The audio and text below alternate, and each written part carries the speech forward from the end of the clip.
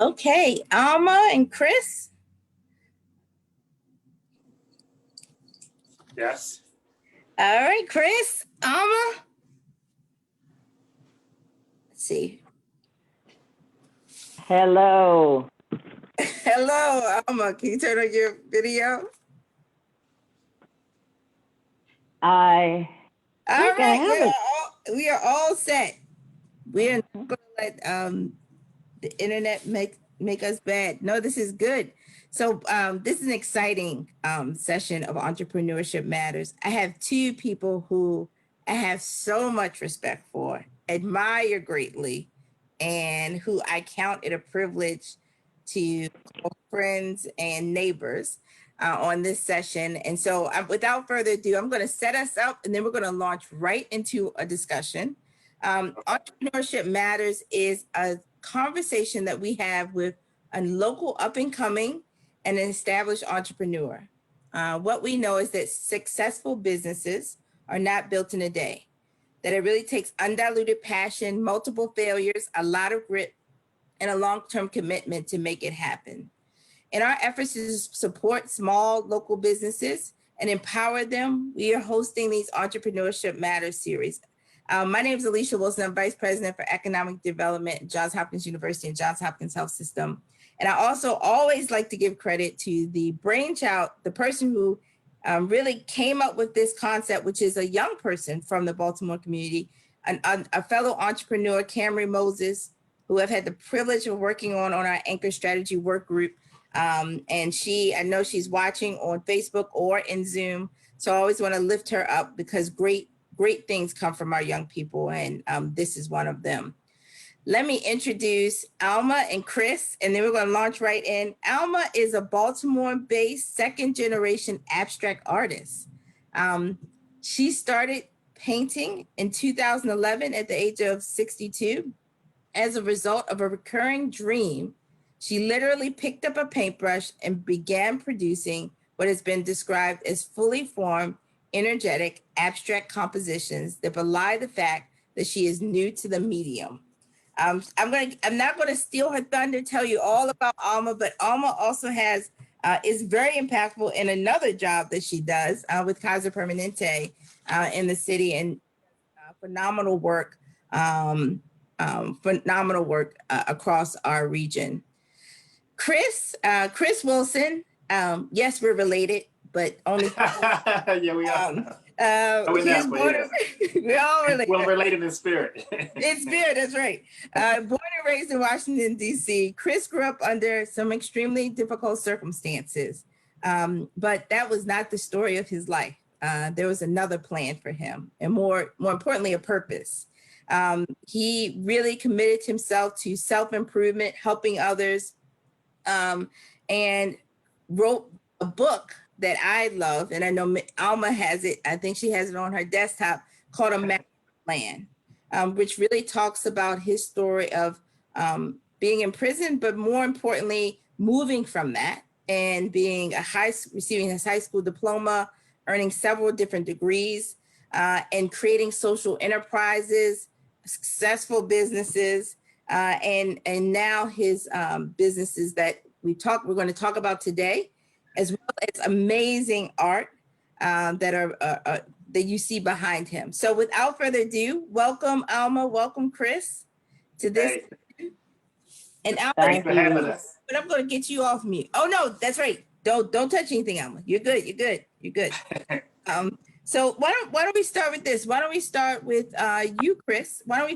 Can you tell us your story? How you got into painting? How you became? I feel like artists are born, but there's a point when you pick up the brush. So can you tell us a bit about that? Yeah, sure. So I've been in Baltimore for about 8 years, and I started a couple of companies. I was restoring and making furniture, and I was doing contracting work. And I was doing this mostly because I wanted to create job opportunities for folks in Baltimore. And it was very challenging work, but I had become successful at it. I won some awards. I won a presidential award from Obama. And, life continued to be challenging for me if balancing my work life and going to school. And painting became like, it was something that I fell into, and it became therapeutic for me. And so my good friend, Jeffrey Kent, who is a Baltimore-based artist, he got me into painting. He gave me lessons, and I just fell in love with it. And that was 3.5 years ago. And I started painting every day, literally every day after that. I would travel, I would have my stuff in my bags, and I've made work and I've sold my work all around the world, and I've done shows and, been in like 24 different countries, and it's been amazing. And now it's like my full-time thing. And so I'm opening up a gallery and a studio space in a couple of weeks. Wow. 3 years ago. Yeah, 3 years. Yeah. Pick up a brush. Oh man. Yeah. And Alma, you picked up a brush 9 years ago. But 9 years ago, at the age she's the 60. up and coming, and Chris is the established. I'm just gonna say both of you are established. So we're gonna say this. Yeah, that's Entrepreneurship Matters. Alma, tell us about you picking up that paintbrush, this dream. I think that's really powerful, just imagery for people to think about. So you can hear me? Yes. Is that correct? Good. Yes. So my father was an artist, and my sisters tell me he was a phenomenal artist. I never saw his work in my lifetime. So he made the sacrifice that he could not pursue his art and take care of his family.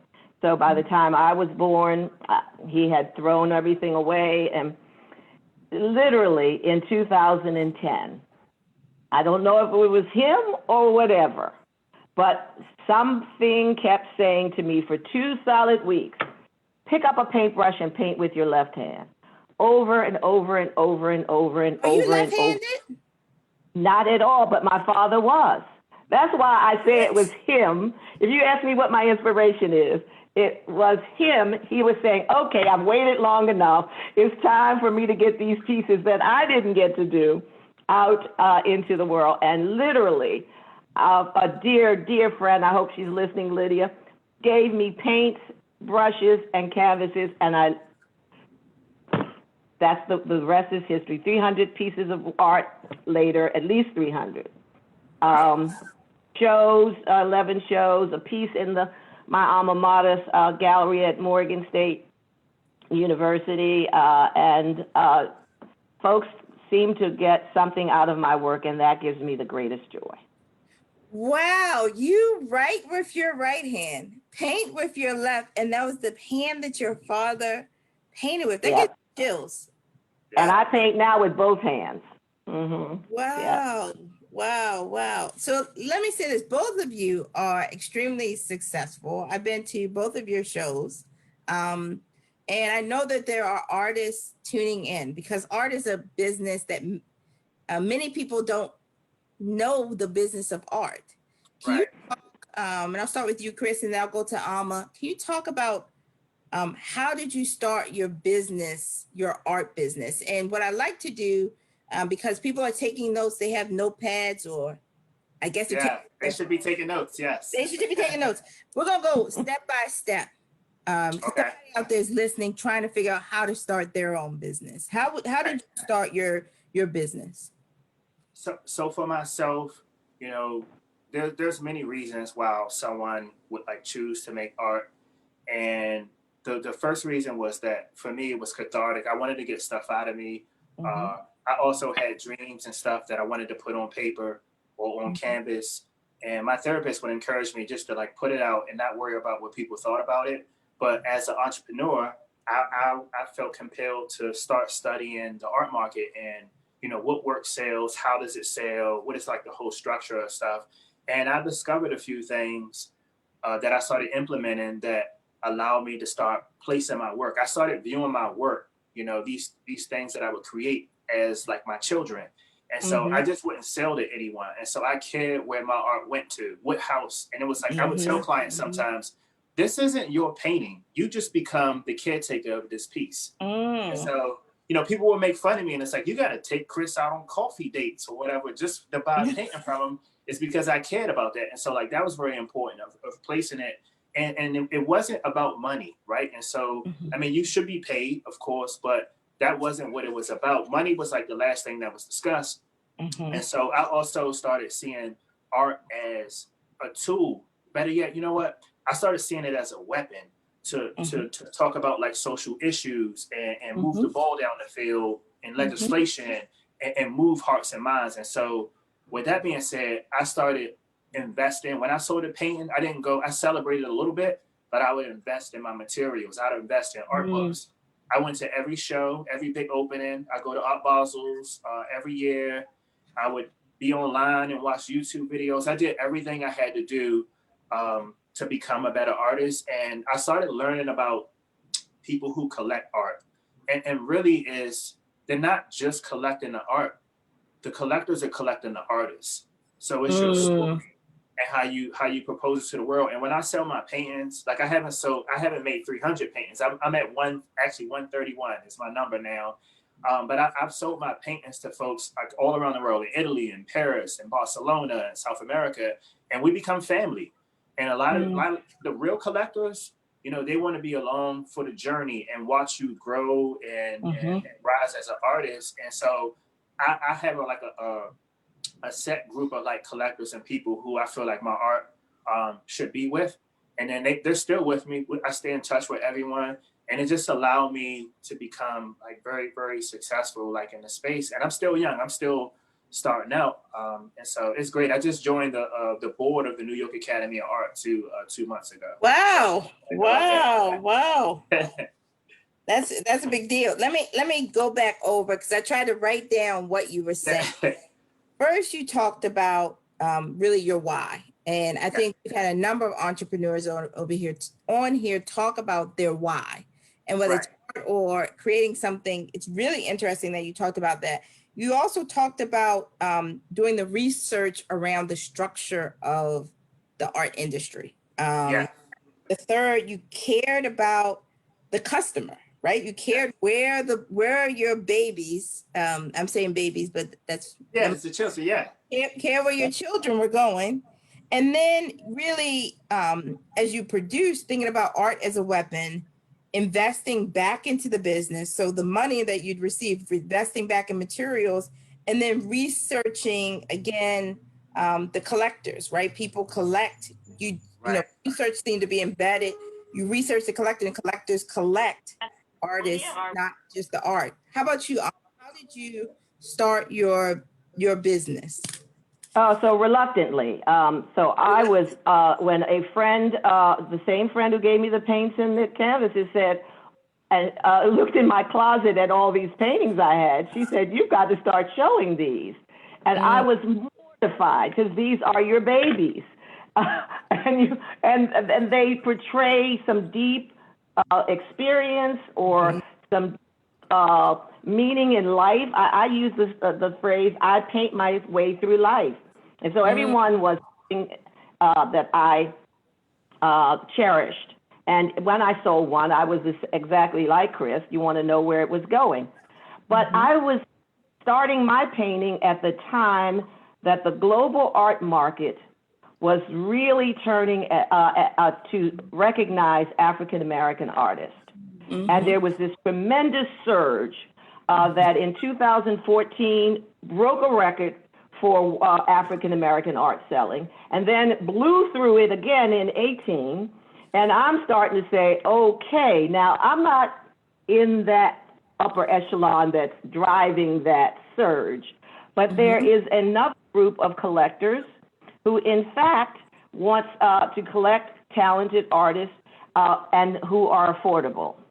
And so that is the target of my, that's who I'm targeting for my sales. And so with the support of mentors, I want to call out Danny Simmons, Jose Mabley.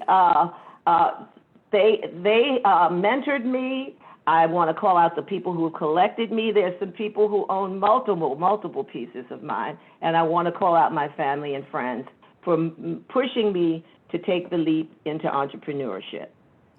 You know, you said some really powerful things, Alma, and I want to lift them up. One, like Chris, you talked about these being your children in many respects, caring where they were going. And you took advantage of a surge in interest in Black artists. And that is tremendous. And the other thing you talked about, and I'm telling you, every Entrepreneurship Matters, we hear about these friends and family, the significance of the relationships you have that help. And I want to let you know, Lydia is in on Zoom. So Lydia, you should know she wants you to know she's here. She's watching. But she knows what you said about it, which was very nice. Very nice things. Let me ask you all this.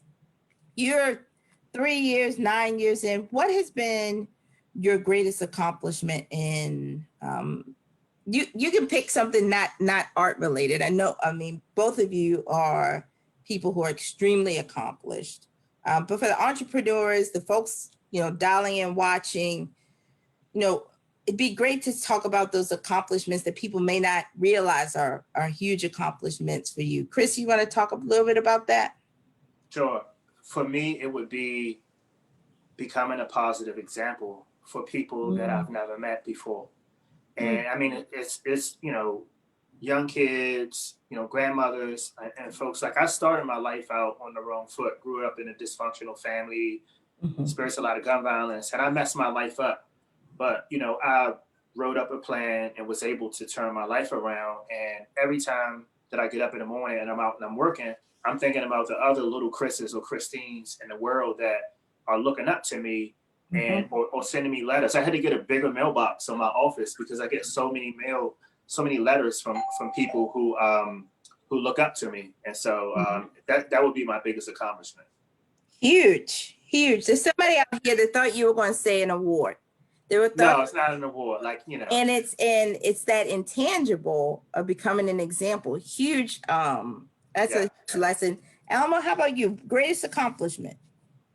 My greatest accomplishment is my son that I adopted at a pretty late age, about 40, almost 50. I adopted a 4-year-old, and he is, I went through the teenage years of a son, but let me tell you, this young man has turned out to be a very kind, compassionate human, a fabulous father, and just a dynamic entrepreneur. He started where he worked in snowball stands during his school years as his summer job, and he has turned this into a really successful business.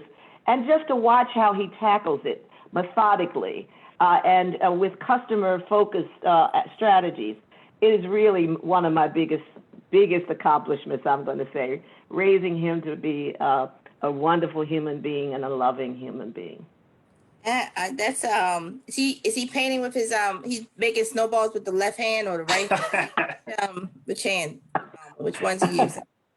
He sits and looks at his mother because he knew me when I wasn't doing any painting. And he comes and looks and he says, "Wow, Ma, you are just kicking it." And that really makes me just feel so good. That is good. Let me ask you this. And what we know is that both of you are sunny people. I mean, you can just feel your energy off of Zoom. Those who haven't had the chance to meet Alma and Chris, they radiate light. Someone on here that is an artist, an entrepreneur, that this is a cloudy day for them. And so I want you to talk them through those cloudy days and talk about, how do you overcome the challenges in the industry? The challenges is being an entrepreneur, the dips and the valleys, as well as the high points. Chris, you want to talk a little bit about that? Sure. So I think about this a lot. And I've actually been doing a few talks and talking to artists about this very thing. And it is a challenging time what's happening in the world. So many things. Like, we'll be talking about 2020 for the rest of our lives. Yeah, we will. But as artists, like, the typical artist just wants to make art. And if an artist is thinking about, going down this road as a career, I mean, just like in any business, you got to put yourself out there.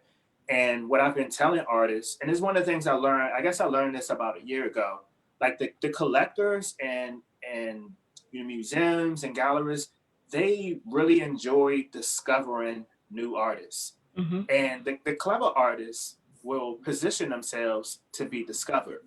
And so we have all this technology at our fingertips, right? We have Instagram, we have all these social media stuff. And so we can tell powerful stories by leveraging technology. And I can tell you, like, honestly, like I sold 20 paintings, 20 paintings since we've been on lockdown. And a lot of collectors are home and they're bored. And like you can beam them right into your studio and tell that story. Talk about like what the work is about. And you know, you can still produce art and, you know, earn a living. And so that I would say that would be one thing that artists could do. Like right now. That's huge because, you know, many times we talk about the digital divide and we talk about the equalizing that the internet allows for you to do. Now you can get in front of anybody. Yeah, you can get in front of anyone. Alma, how about you? How do you, what advice would you have for the folks who may be in the valley right now or in the clouds?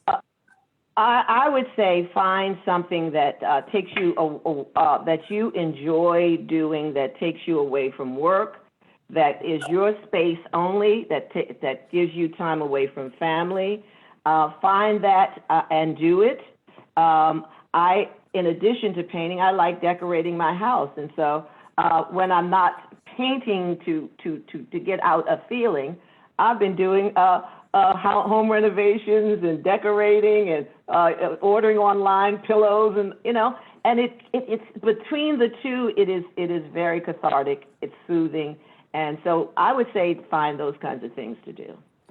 Let me remind people, because we're seeing some people on Facebook, but I want to make sure you can put your questions for Chris and Alma on Facebook. You can also text them to 22333, type JHUWL in the message. So 22333, type JHUWL in the message, or if you're in Zoom with us, you can put them in the chat box or the question and answer, and I will receive all of those questions for you. Let me ask you, Chris, what is your vision for where you have so many businesses, not just art. You're an author. I can see a motion picture out of this. I can see a whole lot of stuff. I have visions of things. Yes. What's the long-term vision for Chris? And as an artist, what's the long-term vision for your art? Because I've looked at your art and it's evolved over time. To me, I've seen growth in your art. And so what's your vision? I leave it open to that. Yeah, okay. So two things. I guess with art, I fell in love with art, making art and telling stories, and the things that I do with my art proceeds of, you know, providing scholarships for folks that's in prison that's working towards their bachelor's degree at the University of Baltimore, the Second Chance College Program, helping folks start businesses and just doing things like philanthropy is like really important for me. I also want to become a better artist and I want to learn. And one of the things that I forgot to mention earlier when I talked about the process of making art, artists should be able to defend their art. And so if you're making a piece about whatever it is, racism or like an incident that happened in history, you have to do your homework. And every like stroke and like colors, everything should be deliberate. So when someone asks you about your work and your process, you need to be able to defend it and talk about what it's about. And as far as, and that's along like the arts. I'll never start painting. Like I'm gonna be like Matisse. Like I'll be in my bed and I'll just be like painting from my bed. So it's like I just love it that much. And so I'm in the process of opening up my gallery. I do feel, after having researched the market and watching how difficult it is for Black gallerists, especially Black artists, but Black gallerists are not getting their due share in the art market. And so I want to show that it's possible. So I am in the process of opening up my own gallery in the next couple of weeks, and my own studio. And in Baltimore. In Baltimore, yes. Yes. And I'm going to have like 6 or 7 some of the coolest artists working with me. And we're going to help each other grow and become better artists and let the world know Baltimore City is actually an art city. And so we're going to let the world know how dope we are. And so that's my goal, like as an artist, but like everything else, as far as like what my end game is, I talk about this in my book about having an end game. Is I just want to be a positive example. That's my legacy. I want people to say, like, I've met Chris, stand-up guy, looks out for us. I'll take the shirt off my back to give it to someone. And so I want to create a positive example that folks will want to emulate and say, I'm going to be like Chris, and I'm going to do this. And I want to start my own business, but I want to start a business that helps people, and I want to pay it back. And I want to go back to my community and help people coming up. And so that's what I want to do. I know it's a little simple, but like, that's my life's mission. That would be my legacy. No, that's how you live forever. If people no, seriously, you live forever when somebody says, I want to be like Chris and living in that. Yeah. And I could just say you are living in that way. Thank you. How about you? What would you say is sort of your vision for Alma and Alma's 300 pieces plus? And yeah, I need to get some of those paintings too. I know. I'm going to get some. Put them on the wall. So I'm at the coming towards the end of just a rewarding healthcare career, and doing the work that I do in community health for Kaiser Permanente really drives some of my art. So I'm encountering people who are living through challenges that are unimaginable, and to be able to help them. But I want to do what Chris wants to do too. I want to continue to make art that is both meaningful to me and that folks find meaning in. I want to put them on fabrics. I want to put them on household wares. I want to make sure that they get available to folks who can't normally buy a piece of art. And I can just go to my grave thinking I got my art out to as many people who found some meaning and some joy in it. That's what I want. That's what you want. I want to stay with you for a second, Alma, because you talked about your amazing career as a healthcare executive. And many times when people think about, I hate this question for kids. I also hate it for adults. But what do you want to be when you grow up? As if you get to be one thing. As if that's like how life is lived. Can you talk about how you found how that you didn't have to be one? Like you are an artist. You're not defined by, Yeah, that's interesting. About that a little bit. That's an interesting question, because all of my life, I've always done multiple things. It's either been activism. I was a poet and a playwright, and I used to run an arts group. So I've always found the need to be, and well-rounded is such a cliche. It was drawing on, cultivating your mind on both sides of it. The need to do and help others, but also to make sure you really pursued everything that was in your fibers of your being to do. And why, I don't know. I had a lot of role models who were my sisters that were just activists. And so I grew up in that kind of family and just always wanted to be doing the work that I enjoy and love, but also developing myself. Mm-hmm. Chris, how about you? How are you? I mean, you're multifaceted. I know you're a maker, candlestick maker. I mean, that poem. How did you find yourself having this multifaceted life? And what advice do you have for people who, when they're asked the question, what do you want to be when you grow up? Like how you don't have to fit into these boxes that people prescribe for you. I mean, that's a good question. I think about, my mom instilled in me, I guess I always was an entrepreneur since a little kid. And my mom would have me sit down and she would go over the personal finances. She would show me like what she made on her checks and like help me like balance the books and pay the bills and stuff. And it was like no money left over afterwards. And she was like, that's real life. And if you want to do better, you got to work harder and you got to study. And I was like, but we got all this stuff, but like, we don't have any money left over. She was like, welcome to the real world. Right. And so that kind of like stuck with me. And I just always been an entrepreneur, and I wanted to build and just like do something meaningful in the world. And there's two questions you asked me though, right? Or was it one?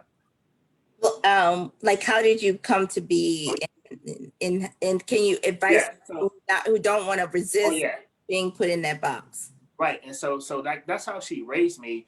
And then at a certain point, like I went to business school, I started companies and stuff, but I still didn't get to where I wanted to be. And I remember like I met this billionaire one day, and I was like so amazed. Like, you got $1 You just billion. meet billionaires like on the Yeah. like Yeah. on the regular? Yeah. Well, Really? every now and then, right? So that's how you live. I mean, I love so it. I remember like I was sitting, and it was like a beautiful view, and it was like water out, and it was like on the beach. And I said, let me ask you a question. Like, how'd you get here? Like, what you do? Like, I mean, clearly, like, you're smart, you figured something out, but like, how did you get there, right? And this is like answers the question of like a young person who like wants to be successful or do something. And like what this person told me was, he asked the same question when he was younger, and people told him, they says most people will structure their lives where they can flirt with a few things that they like, right? It's writing, painting, finance, whatever it is, right? And they structure their lives. They don't do things that they don't want to do or whatever. And once they figure out something that they love or that they're really good at, they just hone in right on those, that whatever that is, right? If it's real estate, if it's like, energy, and you just lock in on that. And like, that's what I think is like, will be a good piece of advice for folks. You got folks who like art, they like to write, but it's like, yeah, you got to get a job. So you go work here in the warehouse, and maybe you have to do that, but make time on the weekends to flirt with things that you like. Write a little bit, journal, experiment, watch YouTube videos. You want to be a bird watcher or something, like watch some videos on it, like figure out like how you can do it. But like once you figure out what you really, really love, just marry it, get married to it, and then do it. Yeah, I call it, I think after I read a book, I read this one book and I'm forgetting the name of it, but when you find your zone of genius. Yes, yeah, that's what it is. What you do better than anybody else on this earth. You got to lock arms on it. Yeah. I think that it's really interesting, you and Alma, and this is a question we've received, to take us through your creative process. Of us who aren't artists, I'm fascinated by, and I know others are fascinated by the creative process. Can you take us through giving birth? And what you have behind you, Chris, is, let me make sure I don't get it wrong. Is that Mama's Boy? Mama's Boys, yeah. Mama's Boys. Yeah, it's me and my little brother in the back of it, yeah. You and your little brother. Can you take us through sort of like the creative process to help people understand how you made that? Yes. So at least with this paint, I'm gonna step to the side a little bit. With this piece, this is actually at my mother's funeral. My mom took her life in 2011. She had been through a lot of stuff, abuse. She and I was attacked by a police officer who she used to date, and he tried to kill my mom. She survived. She was overprescribed pain pills. She was never able to get off of them. She couldn't renew her subscription. She started using heroin. Obviously, like I wasn't around as she spiraled downhill. And once I got my life together and I was close to making it home, and I had made it home and it was too late. And my mom called me and we talked for like 5 minutes. And she just said, finish your plan and just remember that I love you. And I was like, all right. She was like, remember that I love you. And I was like, okay, Mom, you're on speakerphone. You're embarrassing me. And then she wrote a letter and she committed suicide. And so this is me at Peru.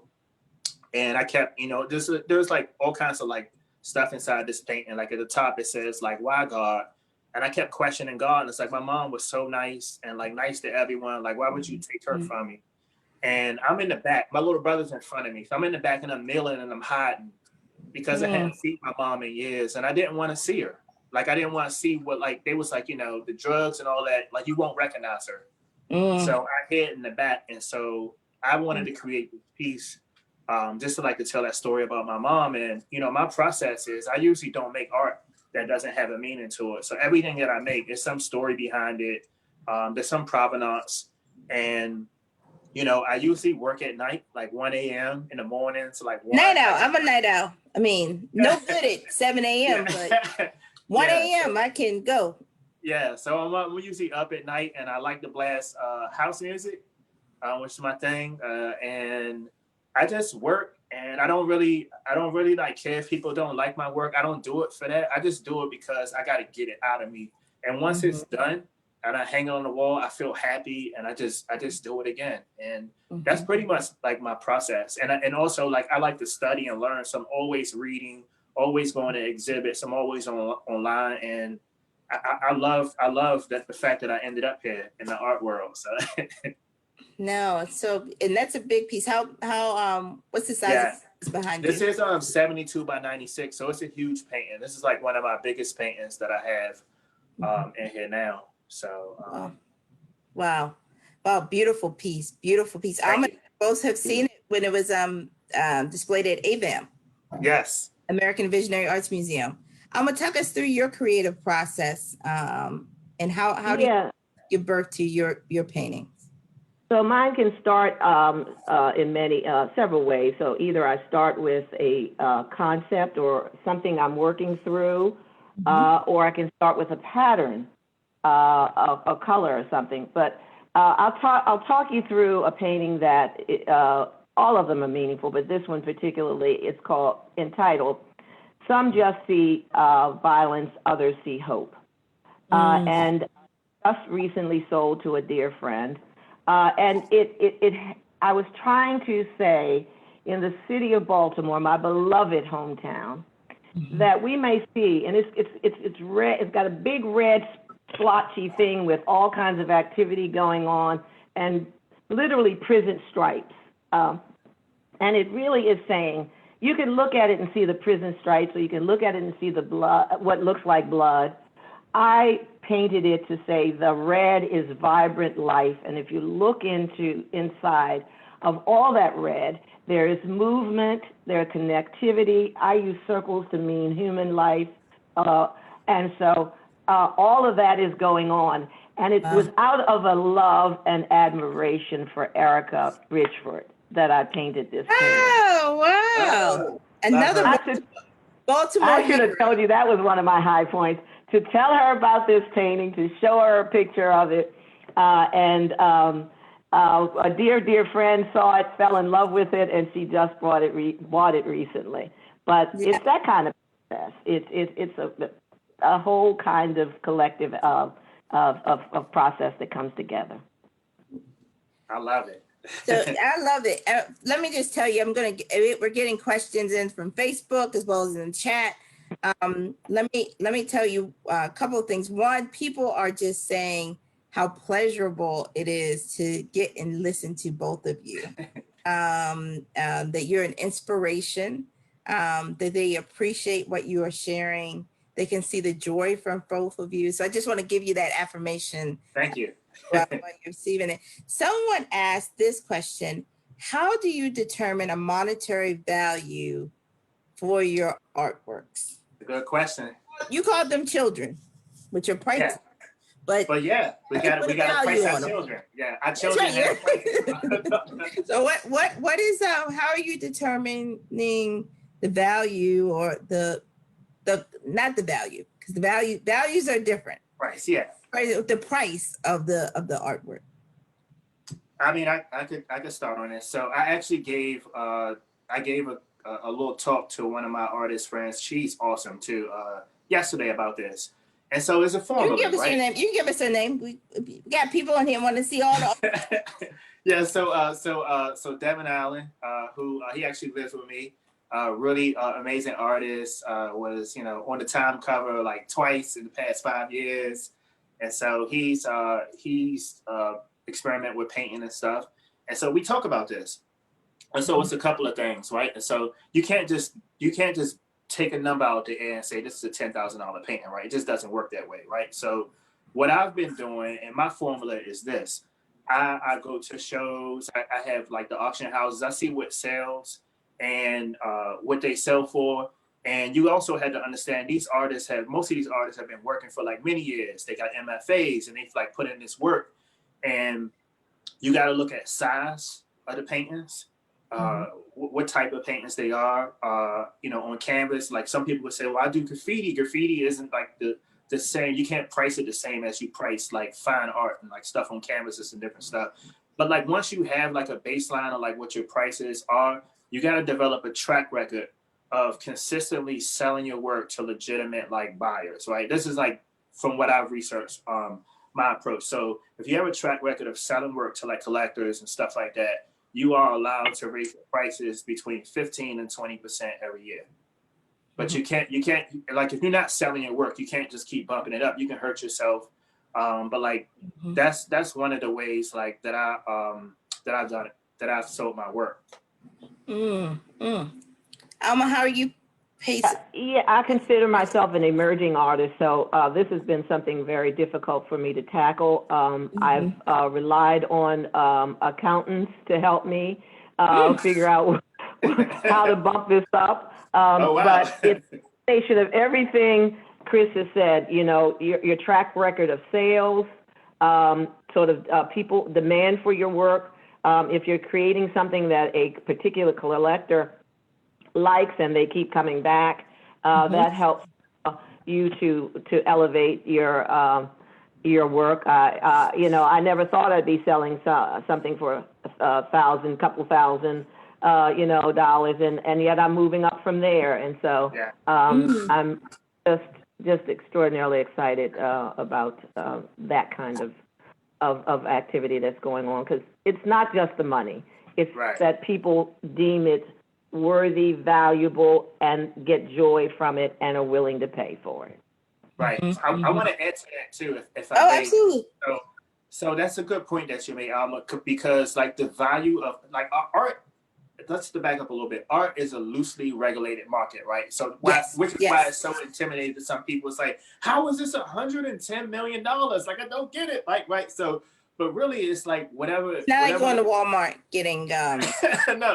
It's whatever the perceived value of the work is. And for example, like getting your work into the right homes, into like the right people. You know, there's like this thing in the art market where like the tastemakers in the market can determine the value and whether or not, like, you know, right now, like African-American artists are hot right now and like their prices are going to shoot up versus someone else who might have like similar work, but like there's a value to it. And it's sometimes hard to quantify like what it is. And so, it could hurt you too. Like you could shoot up too quick and then no one can get your work or whatever but certain folks. And then you kind of like fan out without spreading out your work spreading out your children to the right homes.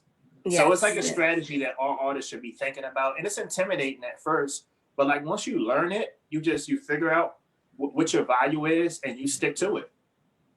Yeah, but I also want to add on you know, we are in this surge around interest in African American art, and we need to make sure that we are keeping pace in that way as well.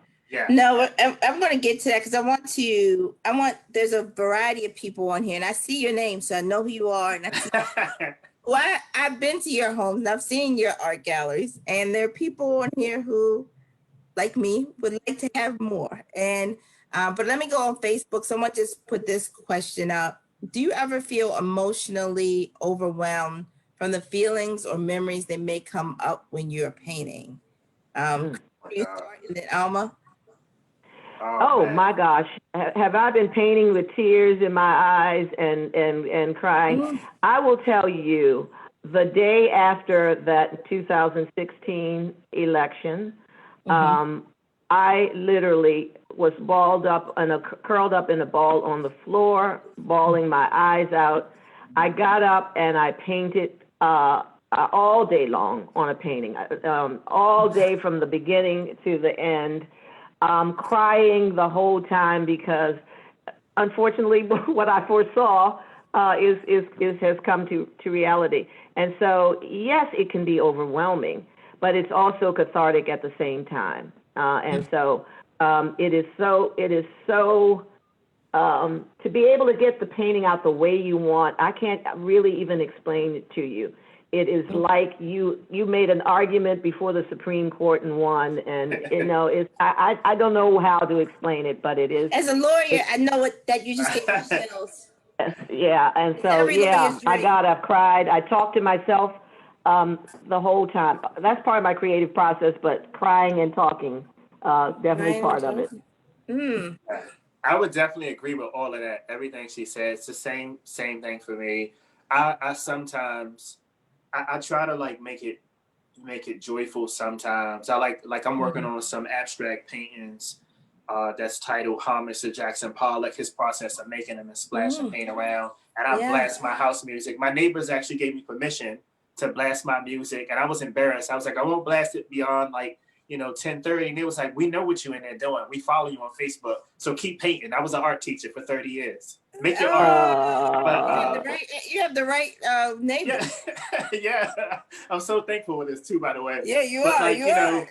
To add to it, it's like when I look at some of my paintings that I made, and I usually will loop like 3 like house music songs, and I play them, and I dance, and I make my art. And then when I look at them on the wall, I can hear the music, and I can like feel like the joy. And so, this painting behind me will make me cry sometimes. Yeah. And so I usually don't sit in this room. I might sit in and talk to my mom and just like reflect.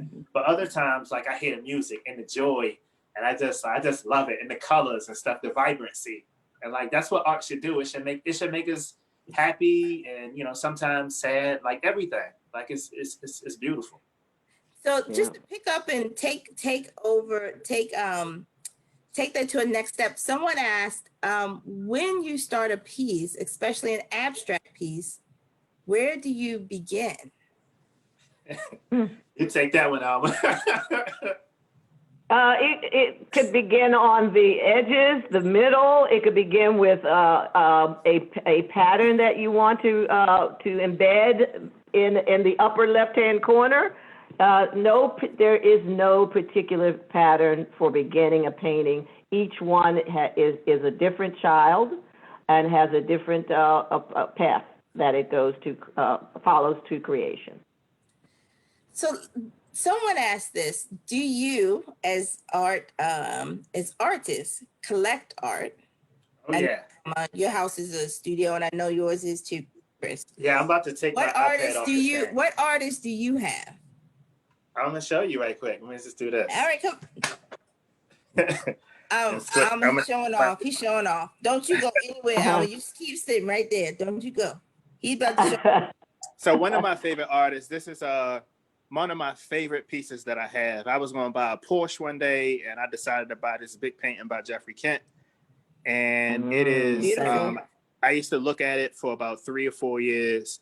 And if you look at these little circles, like this is enslaved pick cotton from the 1800s that he took out of a chair to put on and put into this painting. So it has like some rich provenance to it. And this is backwards. Jeffrey Kent does all this stuff backwards because he has like dyslexia. So this says dementia. And the title is like, do you remember when we fell in love? And so I really love this piece. It barely fits in my house, but I had to have it. And so wow, beautiful. So it's work everywhere though. This is one of my pieces that's on concrete. And Baltimore City has closer to that? Yes. Baltimore City has the best street dancers in the world, in my opinion. Oh, isn't that happy? Such a joyful painting. Yeah. So again, like on the house music playing it, you can hear the music and you can see the row houses in the background. Yeah, you can. And even like the dirt bikes, we love our dirt bikes. Yeah. Oh, that's beautiful. Yeah. So it's pretty cool. It's a lot of art in there. Beautiful pieces. So for me, collecting art was what I did. I love decorating a house, so I collected emerging artists forever. And I had my old roommate, Linnea DiAgostino. I have art of hers all over here. And now that I'm painting, I have to go to shows and see art, but can't buy it.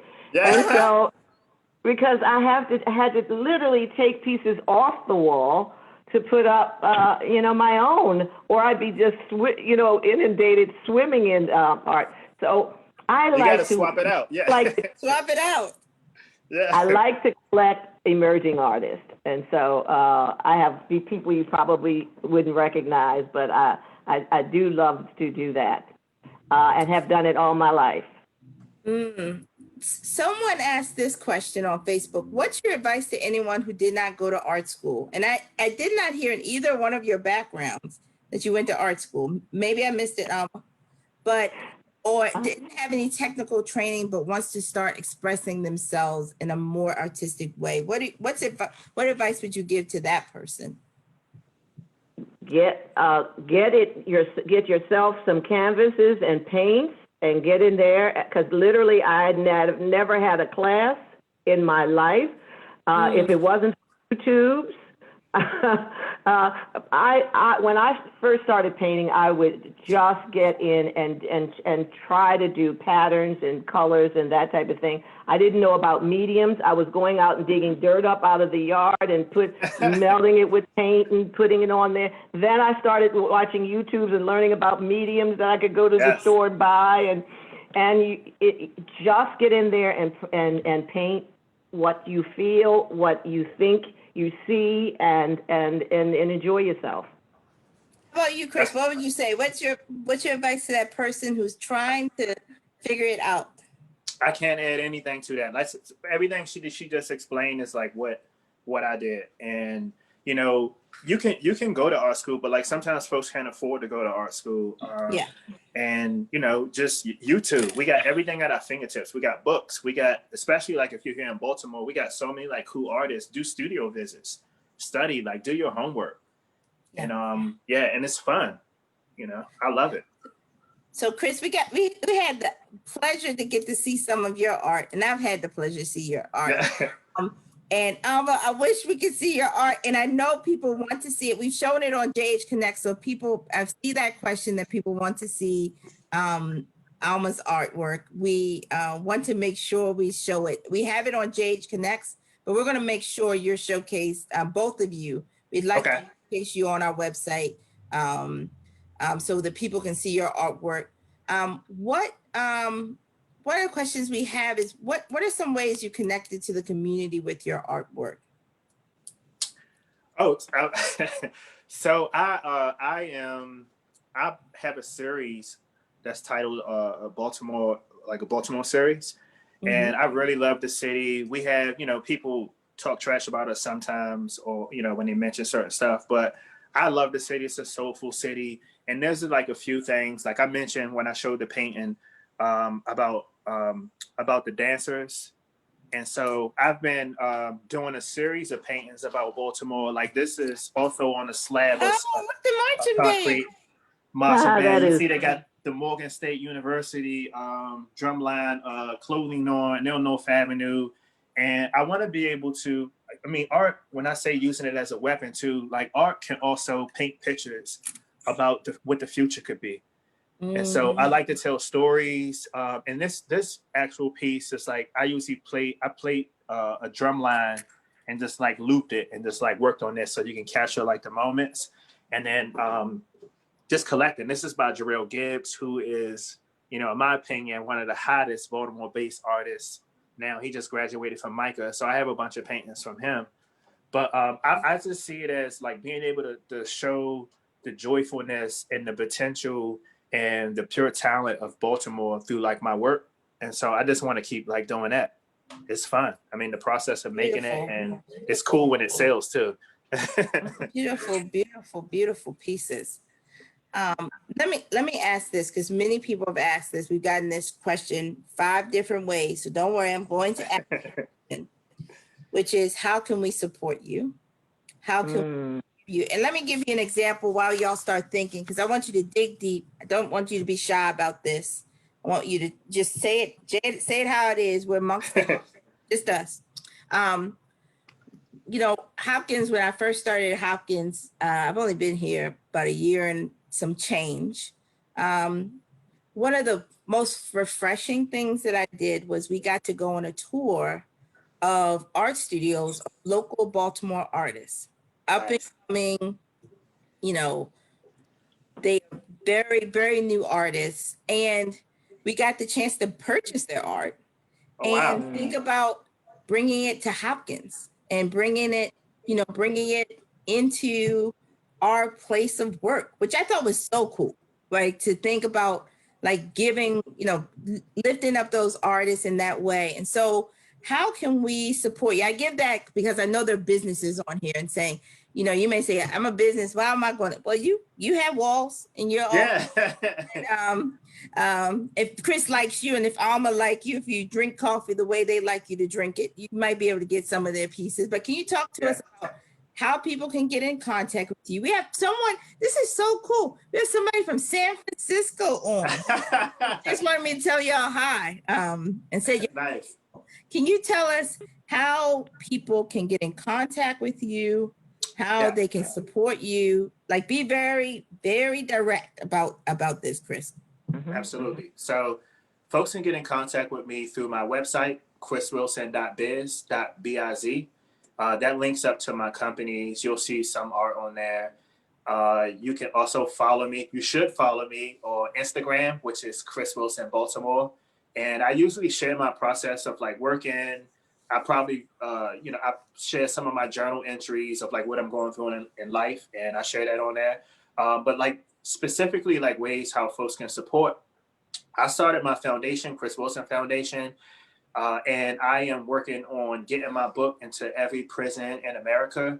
And I've been working really hard at getting my book into the schools in Baltimore City, into the juvenile detention facilities, into the adult prisons. And, I usually sign the books, I get them in. And so if folks would want to like contribute, some organizations have bulk purchase books and wrote inspirational, got all their staff and management to write inspirational like notes inside of the books. And we've shipped those into the prison. So if folks are willing like to support, then I encourage them to reach out to me. And, it's a way we can make the world a little better than it was the day before. Absolutely. Absolutely. Alma, how can we get to you? I would love everybody to visit my website, almaroberts.com. If you see something you like, it tells you how to contact me. I love making sure my artwork finds its place to the right home, and so would love to place some of that. I have a plan developing where I'm going to have an online store by the middle of the first part of 21. I will make sure you all know how to get on there and purchase some fun items that have my artwork pictured on it. Other than that, just support Black artists. That makes me happy. Yes. Mm-hmm. Let me ask you this. There's a question. I want to make sure I get this question in, because this person is very active on our Facebook page.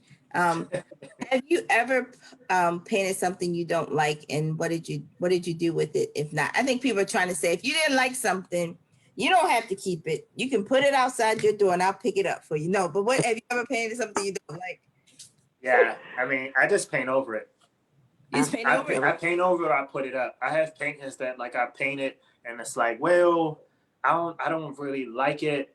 And then I've accidentally brought it out and someone was like, oh, I love that. And they buy it. But like sometimes, well, usually I'll just paint over it, or I'll just put it up. And then I'll just say, I'll just paint over it if I don't like it or whatever. And mine is I paint over it, or they're still in the closet where nobody sees them.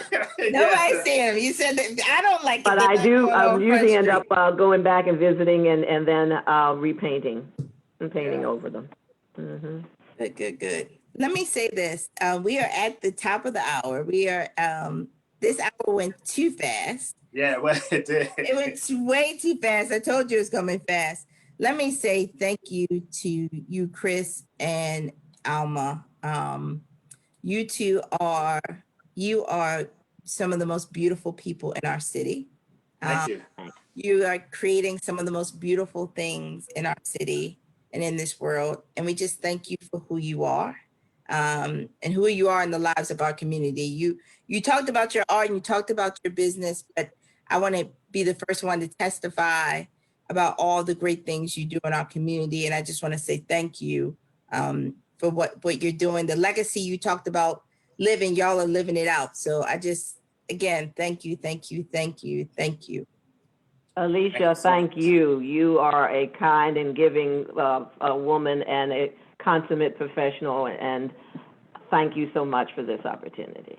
Oh, our pleasure. I appreciate the kind words. Thank you. Yeah. Oh, you're welcome. They are well deserved. I wish I could give more. We are going to get some of your books. Alma, both of you, we want you on our art tour. So stay tuned for that. Of course, we're going to get some of the books. We're going to get the master plan. Yeah, master plan. That's right. Do the commercial. You can Product placement, yeah. Product, You can get that's the right. book That's everywhere right. books are sold. Yes. Everywhere books are sold, you can get one. Yes. Yeah. So if you enjoyed this session of the Entrepreneurship Matters, come back next week. Let me tell you, it is going to be so much fun.